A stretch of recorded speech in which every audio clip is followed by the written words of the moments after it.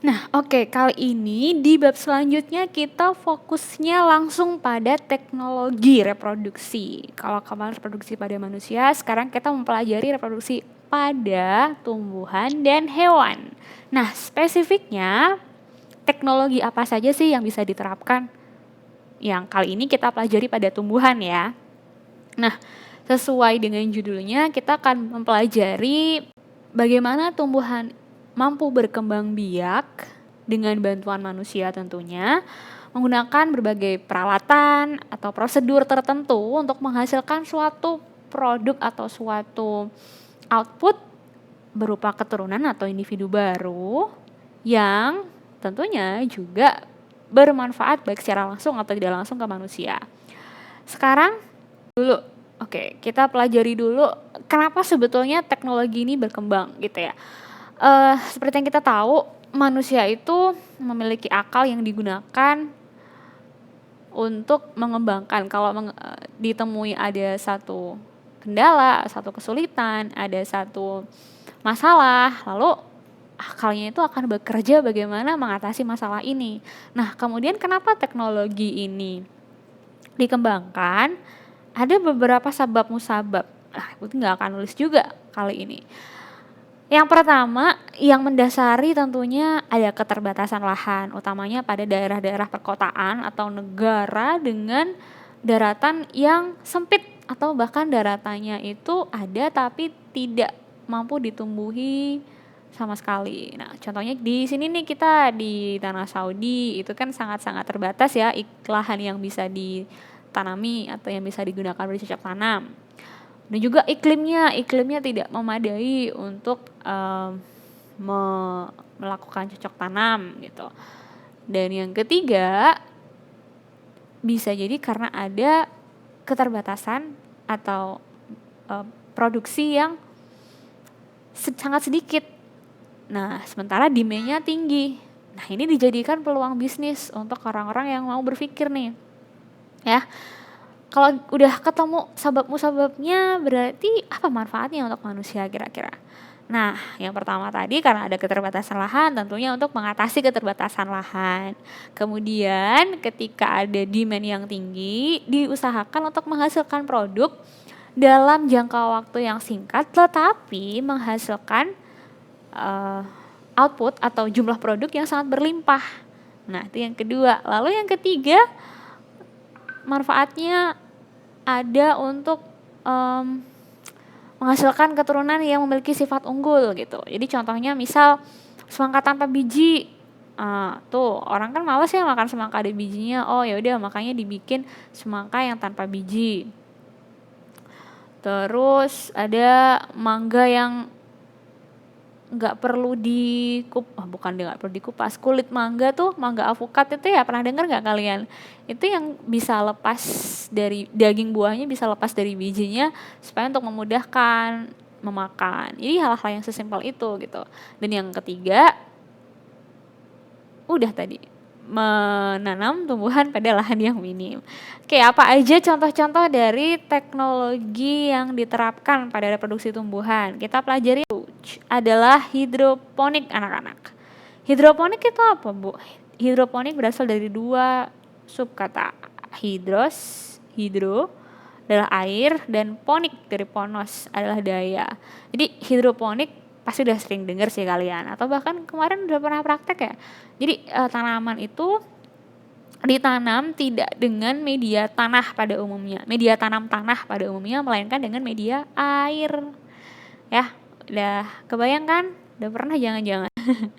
Nah, jadi kayak gini contoh-contoh, beberapa contoh format hidroponik yang ada gitu. Jadi gimana caranya supaya larutan airnya ini yang tentunya sudah diberikan nutrisi yang dibutuhkan oleh tumbuhan bisa terus-menerus mengalir. Oh, ada water pumpnya di sini. Oh, ada di sini pompanya langsung berhubungan dengan sebuah alat yang digunakan bisa mengeluarkan nutrisi gitu. Ya. Pokoknya kebayang kok. Nggak ada tanah di situ, tidak ada tanah, melainkan air ya. Selanjutnya Nah, ini contoh-contoh yang udah ada di lapangan ini, yang mungkin kalian udah pernah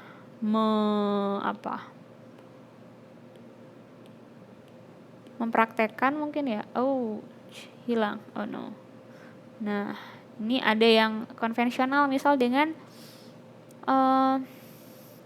tutup-tutup botol atau botol-botol bekas itu, terus airnya ditanamin. Ini dengan pipa-pipa. Kalau kayak gini berarti ya butuh biaya ya. Oke, kebayang. Nah, sekarang kita pelajari prinsip-prinsip dasar dari hidroponik dan bagaimana cara pembuatan hidroponik yang diharapkan nanti kalian bisa mempraktekkannya di rumah. Coba diamati.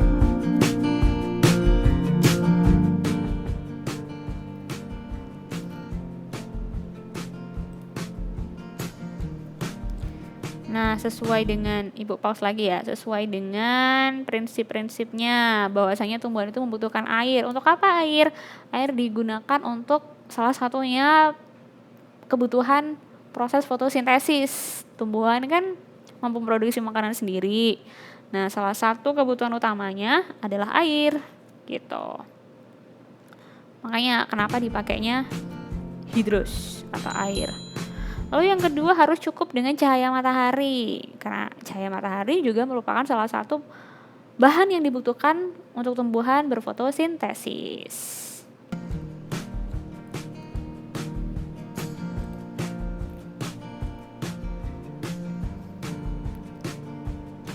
Udaranya, nah nih, maksudnya udara O2 dipakai untuk respirasi, sementara CO2 untuk fotosintesis.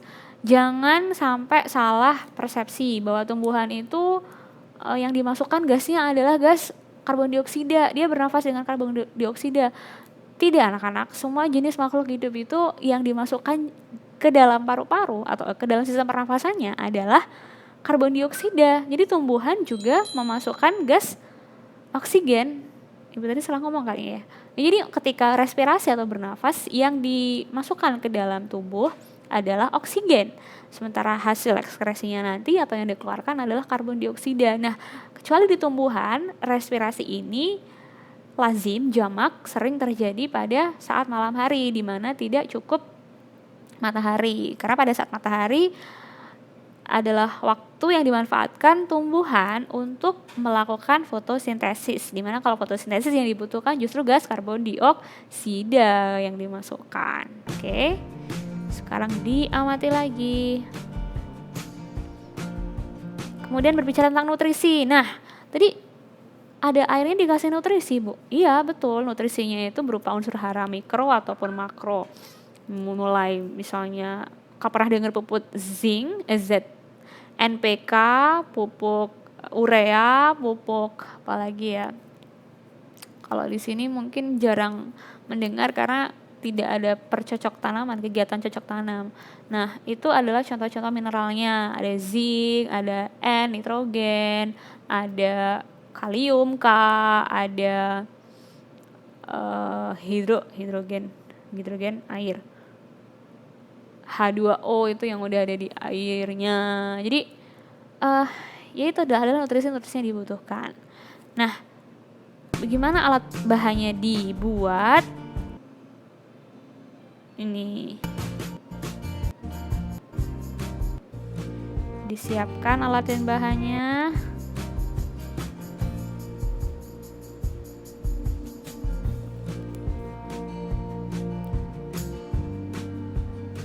Nanti ibu mau semua buat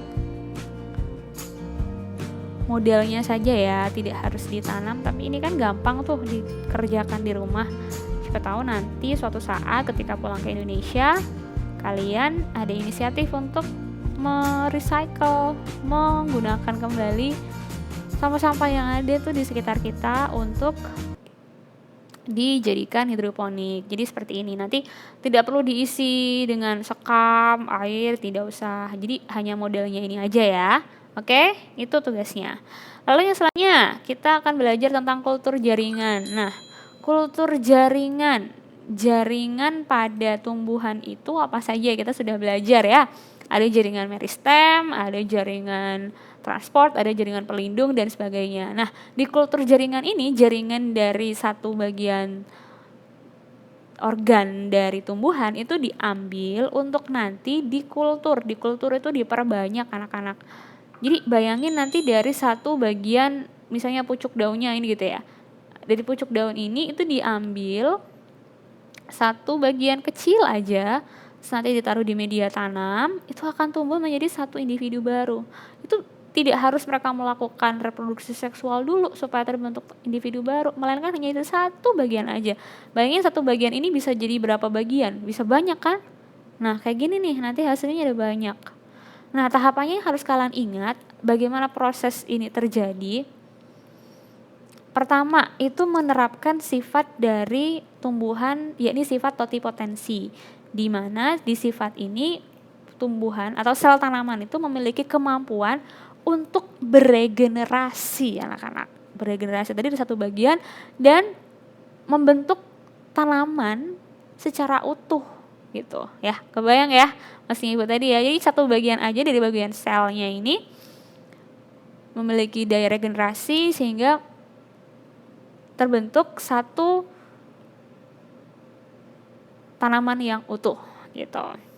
Tahapannya nanti diambil namanya explant, lalu explant ditanam dalam media tanam. Media tanam ini nanti akan tumbuh menjadi kalus. Kalus itu belum terbentuk, belum terdiferensiasi gitu ya selnya. Lalu nanti akan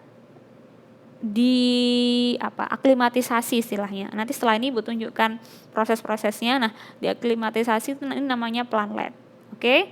Nah, setelah dari sini nanti sebelum ditaruh ditanam pada media tanam itu harus diaklimatisasi dulu. Oke. Oh iya, jaringannya apa Bu berarti Bu? Jaringan yang digunakan untuk proses kultur jaringan ini harus jaringan yang terdapat meristem di dalamnya. Oke? Jadi jaringan meristem. Diingat tadi ada explant, kemudian kalus nanti plantlet, dan di akhir nanti ada aklimatisasi. Oke, mari. Nah, coba kita amati bagaimana proses tahapan-tahapan yang dilakukan untuk melakukan kultur jaringan. Yang pertama tentu pengambilan sampel. Sampel di sini ini tanamannya udah diambil dan nanti mau diambil satu bagian. Nah, kalau yang di sini kira-kira bagian apa ini? Dicek yuk. Meristem. Apa?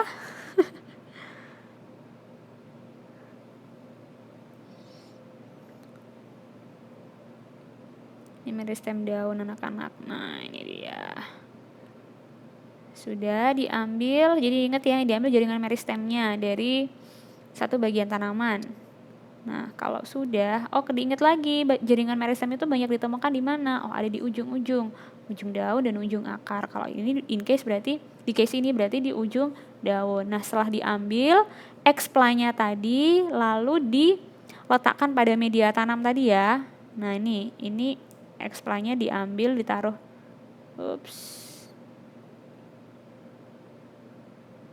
Nih, di bagian ini namanya explant. Dan yang putih-putih ini cawan petri, di dalamnya itu ada agar anak-anak. Agar itu digunakan untuk media tanamnya dia. Sudah terkandung nutrisi-nutrisi yang dibutuhkan supaya si explant ini bisa tumbuh nanti. Nah, nutrisinya apa? Itu diatur di laboratorium. Jadi ada hormonnya, ada unsur hara yang dibutuhkan oleh tanaman itu. Nah, kalau sudah nanti disimpan beberapa saat explant ini untuk ditunggu menjadi kalus anak-anak.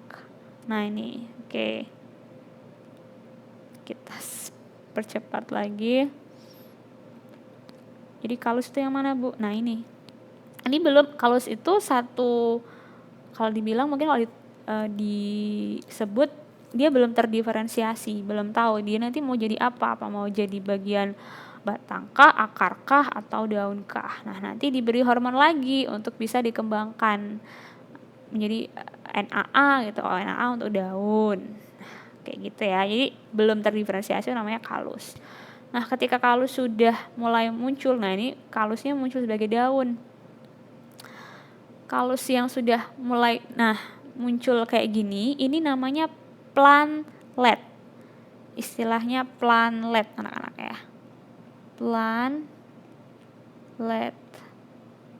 Yang ini sudah terdiferensiasi. Jadi plantlet adalah kalos yang terdiferensiasi.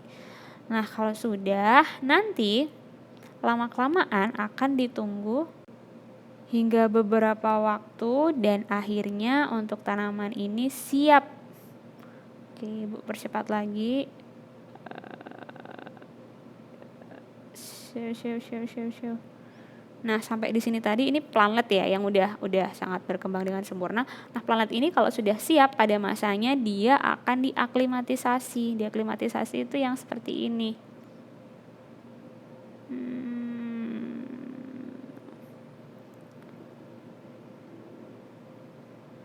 Nah, ini diaklimatisasi, ditanam di media tanam sesungguhnya di tanah, lalu dikasih di sini nanti lampu itu suhu, kemudian kelembapan, cahayanya diatur sedemikian rupa sehingga nanti betul-betul sudah siap untuk ditanam di luar. Oke, jadi ini adalah proses aklimatisasi. Nah, biar tidak panjang lebar lagi, ketiga adalah vertikultur. Berarti kultur yang secara vertikal. Ini menanam dengan bentuk ke atas gitu ya, bukan ke samping. Oke, jadi tanamannya apakah hidroponik itu bisa dibuat vertikultur, Bu? Bisa juga, tetapi vertikultur itu tidak harus hidroponik. Paham nggak maksudnya, Bu? Jadi medianya bisa seringnya sih media tanamnya adalah media tanah, bukan air lagi. Nah, seperti apa bentuknya? Kita amati. There's no weeds, which is amazing. Nah, di video ini coba dilihat dulu. Nah, seperti ini anak-anak. Jadi ketika lahannya terbatas, lalu ditumbuhkan ke atas. Oke, ada gambaran ya vertikultur. Sekarang bagaimana cara membuat vertikulturnya? Diamati.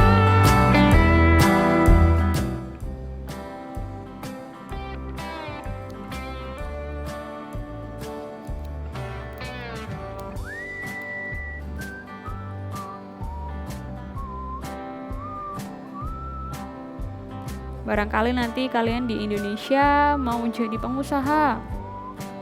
Jangan di Indonesia, di sini aja ya misalnya. Karena nggak jual yang mahal, pokcoy gitu misalnya. Jual pokcoy itu mahal. Ya udah, makanya cobain aja nanam. Pasti membutuhkan ilmu dan juga biaya yang tidak sedikit ya. Lalu contoh tanamannya apa, Bu, yang bisa dimanfaatkan? Kalau tadi yang vertikultur ini misal tanaman yang dikonsumsi ya tentunya karena kan komersil. Misalnya selada, tomat, bayam, tanaman hias. Nah, itu bisa semua tuh. Kalau hidroponik misalnya tanaman apa, Bu? Ada sawi hijau, timun, pokcoy, selada juga. Nah, itu bisa banget untuk diterapkan. Lalu kalau yang kultur jaringan apa, Bu? Kultur jaringan ini biasanya untuk memproduksi tanaman-tanaman yang bernilai tinggi, misalnya kayak anggrek itu bisa di kultur jaringankan atau tanaman-tanaman yang udah nyaris punah gitu juga bisa. Oke, sampai di sini jika ada pertanyaan silahkan taruh di kolom komentar.